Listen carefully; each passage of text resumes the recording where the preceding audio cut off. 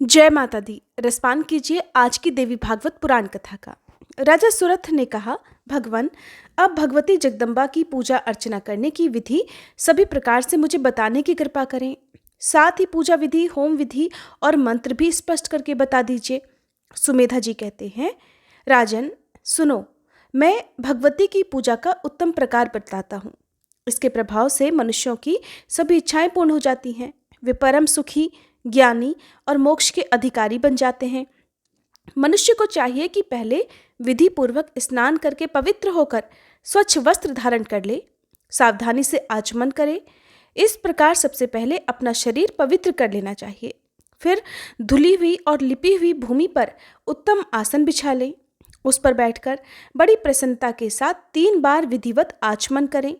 अपनी शक्ति के अनुसार पूजन की सामग्रियां अपने पास रख लें। प्राणायाम करने के बाद भूत शुद्धि करें। मंत्र पढ़कर सभी सामग्रियों पर जल के छींटे दें। फिर प्राण प्रतिष्ठा करें। समय का ज्ञान अवश्य रखना चाहिए। विधि पूर्वक मात्र का न्यास करें। तांबे का एक पवित्र पात्र चाहिए, उसमें सफ़ेद चंदन या फिर अष्टगंध से पट्टी कोण यंत्र लिखें। उसके बाहर अष्टकोण यंत्र लिखना चाहिए। निर्वाण मंत्र के 8 बीज अक्षर 8 कोणों में लिखे जाएं। नवा अक्षर कर्णिका के मध्य भाग में लिखा जाता है। फिर वेद में बताई हुई विधि के अनुसार उस यंत्र की प्राण प्रतिष्ठा होनी चाहिए। यंत्र ना हो तो भगवती की धातुमयी प्रतिमा बनवाने का विधान है। राजन, यामल आदि तंत्र ग्रंथों में पूजन के जो मंत्र कहे गए हैं, उनका उच्चारण करके यत्नपूर्वक भगवती की पूजा करनी चाहिए। खूब सावधान होकर वेदोक्त विधि से विधिवत पूजा करने के बाद निर्वाण मंत्र का जप करें। मन भगवती के ध्यान से कभी अलग ना हो। दशांश हवन करे। हवन का दशांश तर्पण और उसका दशांश ब्राह्मण भोजन होना चाहिए। प्रतिदिन 3 चरित्रों का पाठ होना चाहिए। फिर विसर्जन करना चाहिए। विधि के साथ नवरात्र व्रत करने का भी विधान है। राजन, कल्याण चाहने वाले भक्त को चाहिए अश्विन और चैत्र के शुक्ल पक्ष में नवरात्रि व्रत करे। हवन विस्तार पूर्वक होना चाहिए। अनुष्ठान में लिए हुए मंत्र पढ़कर पवित्र खीर से हवन करें। उस खीर में घी, चीनी और शहद मिला लेना चाहिए। उत्तम बिल्व पत्र से भी हवन होता है। शक्कर मिश्रित तिल से भी हवन करने की बात कही गई है। अष्टमी, नवमी और चतुर्दशी के दिन भगवती की विशेष रूप से पूजा होनी चाहिए। उस अवसर पर ब्राह्मणों को भोजन भी कराना चाहिए। ऐसा करने से निर्धन व्यक्ति धनवान हो जाता है। रोगी के रोग दूर हो जाते हैं। संतानहीन को सदा पिता की आज्ञा में तत्पर रहने वाले सुपुत्र प्राप्त होते हैं। राज्यच्युत राजन को अखिल भूमंडल का राज्य सुलभ हो जाता है। भगवती महामाया की कृपा से शत्रु द्वारा पीड़ित व्यक्ति में ऐसी शक्ति आ जाती है कि वह उसे परास्त कर देता है। जो विद्यार्थी इंद्रियों को वश में करके भगवती की आराधना करता है, उसे पुण्यमयी उत्तम विद्या मिल जाती है, इसमें कोई संशय नहीं है। ब्राह्मण, क्षत्रिय, वैश्य या फिर शूद्र सभी भगवती जगदम्बा की पूजा के अधिकारी हैं।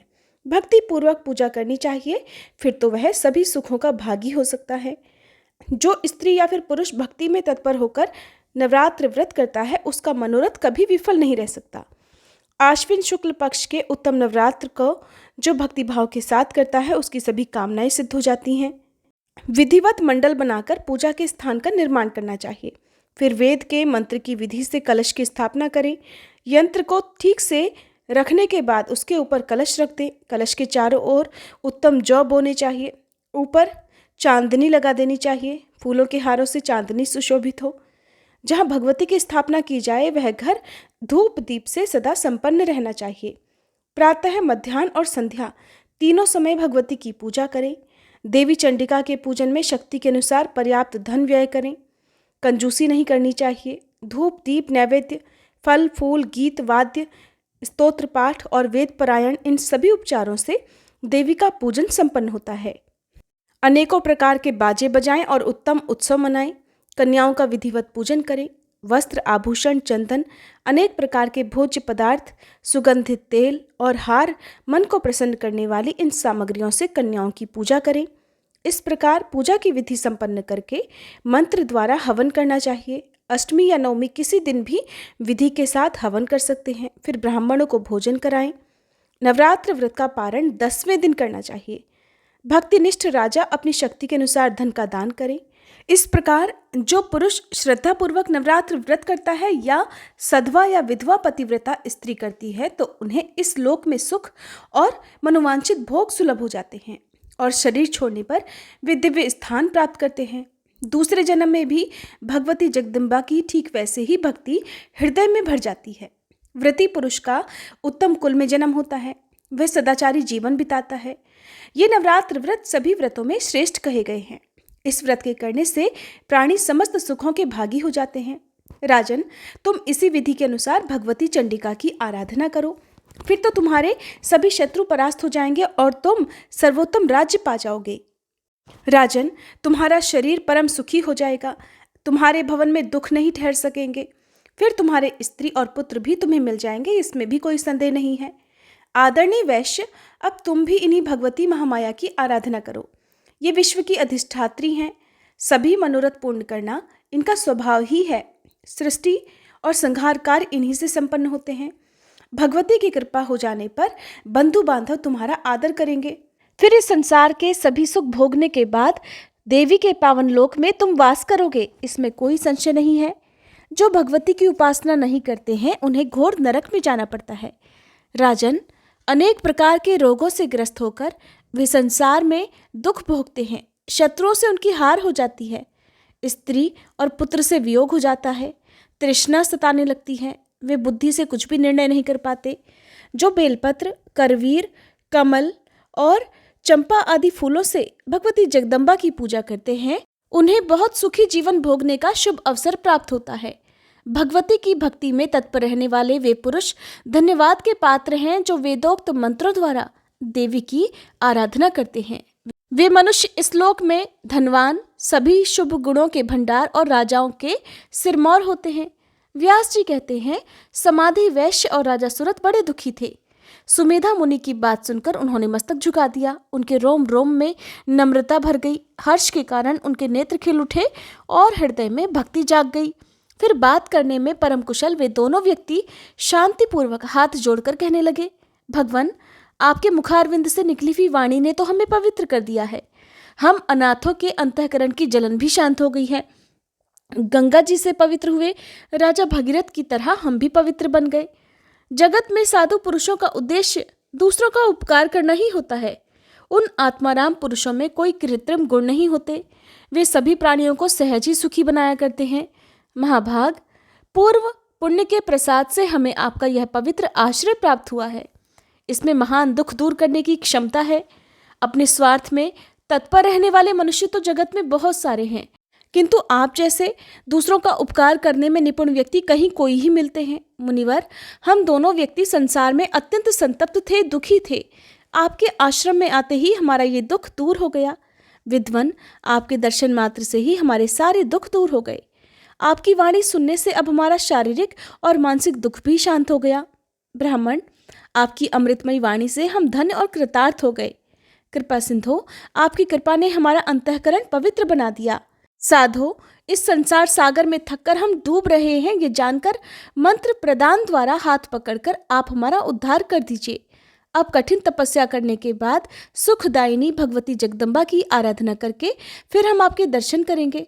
आपके श्रीमुख से देवी का नवाक्षर मंत्र हमें मिल जाना चाहिए। इसके बाद व्रत में लगकर उपवास करते हुए हम लोग उस मंत्र का जप करेंगे।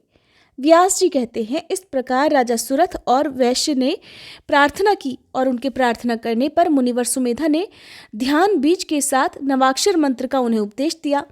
मंत्र मिल जाने पर मुनि के प्रति उनकी गुरुनिष्ठा बन गई। इसके बाद वे एक श्रेष्ठ नदी के तट पर चले गए और वहां उन्होंने एक निर्जन एकांत स्थान में आसन लगा लिया। वे अपने मन को स्थिर करके बैठ गए और शांत होकर जप में लीन हो गए। तीनों चरित्रों का पाठ करना उनका नित्य नियम बन गया। इस प्रकार ध्यान करते हुए उन्होंने 1 महीने का समय बिता दिया। इसके बाद भगवती के चरण कमलों में उनकी अपार श्रद्धा उत्पन्न हो गई। उनकी बुद्धि में किसी प्रकार का संकल्प विकल्प नहीं रहा। सुमेधा मुनि बड़े महात्मा पुरुष थे। कभी कभी सुरथ और समाधि उनके पास जाते और चरणों में मस्तक झुकाकर लौट आते थे, फिर आसन लगाकर बैठ जाते थे। उनके लिए कहीं भी कोई दूसरा काम ही नहीं रह गया। देवी के ध्यान में निरंतर लगे रहकर वे सदा मंत्र का जप किया करते थे। राजा ने इस प्रकार तपस्या करते हुए 1 वर्ष का समय पूरा हो गया।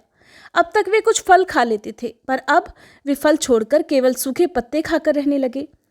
यों सूखे पत्ते खाकर राजा सुरथ और समाधि वैश्य ने 1 वर्ष तक कठिन तपस्या की। वे इंद्रियों को वश में करके जप और ध्यान में लीन रहते। 2 वर्ष की अवधि समाप्त हो जाने पर एक समय स्वप्न में भगवती जगदम्बा के मनोहर दर्शन उन्हें प्राप्त हुए। भगवती जगदम्बा लाल रंग का वस्त्र पहने हुए थीं। सुंदर आभूषणों से उनके सर्वांग विभूषित थे। स्वप्न में देवी के दर्शन पाकर राजा सुरथ और समाधि के मन में प्रीति की धारा उमड़ पड़ी। अब वे निर्जल रहकर तपस्या करने लगे। 3रा वर्ष भी इस प्रकार समाप्त हो गया। इस तरह 3 वर्ष तक तपस्या करने के बाद समाधि और राजा सुरथ का मन भगवती जगदम्बा का साक्षात दर्शन करने के लिए छटपटाने लगा। अब वे इस निर्णय पर पहुंचे कि देवी का प्रत्यक्ष दर्शन ही मनुष्यों को शांति प्रदान करने वाला है। हमें अगर वह नहीं मिला तो हम अत्यंत दुखी होकर शरीर का त्याग कर दें। ऐसा निश्चय करके कठिन तप करने पर भगवती ने राजा सुरथ और समाधि वैश्य को प्रत्यक्ष दर्शन भी दिए। उस समय वे अत्यंत दुखी थे और प्रीति के कारण उनका मन विक्षिप्त सा हो रहा था। तब दर्शन देकर देवी बोली, राजन, तुम्हारे मन में जो कुछ भी पाने की इच्छा हो वह मांगो। मैं तुम्हारी तपस्या से संतुष्ट हो गई हूँ। मैं समझ गई हूँ कि तुम मेरे भक्त हो। इसके बाद देवी ने समाधि वैश्य से कहा कि महामते, मैं प्रसन्न हो गई। तुम्हारे मन की क्या इच्छा है कहो, मैं अब उसे पूर्ण करने के लिए तत्पर हूँ। व्यास जी कहते हैं, देवी की बात सुनकर राजा सुरथ का सर्वांग प्रसन्नता से खिल उठा। उन्होंने कहा, अब आप बलपूर्वक मेरे शत्रु का वध करके उससे मेरा राज्य लौटाने की कृपा कीजिए। तब देवी ने राजा से कहा, राजन, अब तुम अपने घर लौट जाओ। तुम्हारे शत्रुओं की शक्ति समाप्त हो गई। अब वे पराजित होकर भाग जाएंगे। तुम्हारे मंत्री आकर खुद तुम्हारे पैरों पर गिरेंगे। महाभाग, तुम अपने नगर में जाकर सुखपूर्वक राज्य करो। राजन, 10,000 वर्ष तक अखिल भूमंडल का राज्य करने के बाद तुम्हारा ये शरीर शांत हो जाएगा। इसके बाद सूर्य के यहाँ उत्पन्न होकर तुम मनु के पद को प्राप्त करोगे। व्यास जी कहते हैं, उस समय पुण्यात्मा वैश्य ने हाथ जोड़कर देवी से कहा, देवी, मुझे घर, स्त्री और संपत्ति से कोई प्रयोजन नहीं। ये सभी मोह में डालने वाले, फंसाने वाले हैं। माते, आप तो मुझे बंधन से मुक्त करने वाला विशुद्ध ज्ञान प्रदान करने की कृपा करें। ये जगत असार है। मूर्ख और पामर जन ही इसमें फंसे रहते हैं। इसलिए तरने की इच्छा वाले पंडित जनों के मन में इस संसार से विराग हो जाता है। व्यास जी कहते हैं, समाधि वैश्य ने भगवती महामाया के सामने खड़े होकर अपना मनोरथ प्रकट किया। उसके वचन सुनकर भगवती कहने लगी, वैश्यवर, तुम्हें अवश्य ही ज्ञान उत्पन्न होगा। फिर इस प्रकार राजा सुरथ और समाधि वैश्य को यौं वर देकर देवी वहीं अंतर्ध्यान हो गई। भगवती के अप्रत्यक्ष हो जाने पर अर्थात अंतर्ध्यान हो जाने पर महाराज सुरथ ने मुनिवर सुमेधा जी को प्रणाम किया। इसके बाद घोड़े पर सवार होकर वे राजधानी को जाना ही चाहते थे कि इतने में ही उनके कुछ मंत्री और प्रजावर्ग वहां आ पहुंचे और हाथ जोड़कर सामने खड़े हो गए। वे नम्रतापूर्वक प्रणाम करने के बाद कहने लगे, राजन, आपके सभी शत्रु पापी होने के कारण युद्ध में मर मिटे। महाराज, अब आप नगर में विराजमान होकर अपना निष्कंटक राज्य भोगिए। ये शुभ समाचार पाकर राजा ने मुनिवर को प्रणाम किया, उनसे आज्ञा ली और मंत्रियों के साथ आश्रम से चल पड़े और शीघ्र ही अपनी राजधानी में पहुंच गए। पत्नी और बंधु बांधवों से पहले की तरह संबंध हो गया। फिर तो वे समुद्र पर्यंत सारी पृथ्वी का राज्य भोगने लगे। उधर वैश्य भी परम ज्ञानी बन गया। उसके मन में पूर्ण विरक्ति आ गई। वह जगत के जंजाल से छूटकर अपना ज्ञानमय जीवन बिताने लगा और भगवती के चरित्रों का गान करता हुआ तीर्थों में भ्रमण करने लगा। इस प्रकार भगवती जगदम्बा के परम अद्भुत चरित्र का वर्णन मैंने कर दिया। देवी की आराधना से राजा सुरथ और समाधि वैश्य को समुचित फल मिल गया, ये कथा स्पष्ट हो गई। इस उपाख्यान में दैत्यों का वध और देवी के परम पवित्र अवतार का वर्णन है। यों भक्तों को अभय प्रदान करने वाली देवी प्रकट हुई। जो मनुष्य इस उत्तम प्रसंग को निरंतर सुनता है उसे सांसारिक अद्भुत सुख प्राप्त होते हैं। ये बात सर्वथा सत्य है। इस अत्यंत अलौकिक पवित्र उपाख्यान के सुनने से ज्ञान, मोक्ष, यश और सुख सभी सुलभ हो जाते हैं। इसमें कोई भी संशय नहीं। मनुष्यों के सभी मनोरथ पूर्ण करने वाली ये कथा सभी धर्मों से ओतप्रोत है। इसे धर्म, अर्थ, काम और मोक्ष का परम कारण माना गया है। सूत जी कहते हैं, सत्यवती नंदन व्यास जी संपूर्ण अर्थ तत्व के पूर्ण जानकार थे। राजा जन्मेजय के प्रश्न करने पर उन्होंने इस दिव्य संहिता का उद्घाटन किया है। महाभाग व्यास जी बड़े दयालु थे। उनके प्रवचन में भगवती चंडिका का वह चरित्र स्पष्ट हो गया जो शुंभ के वध से संबंध रखता था। मुनिवरों, पुराणों की यह सार बात मैंने तुम्हें बतला दी। जय माता दी। आज की कथा समाप्त हुई। इसके आगे का वृतांत जानने के लिए कृपया आप अगले अध्याय का इंतजार जरूर कीजिएगा।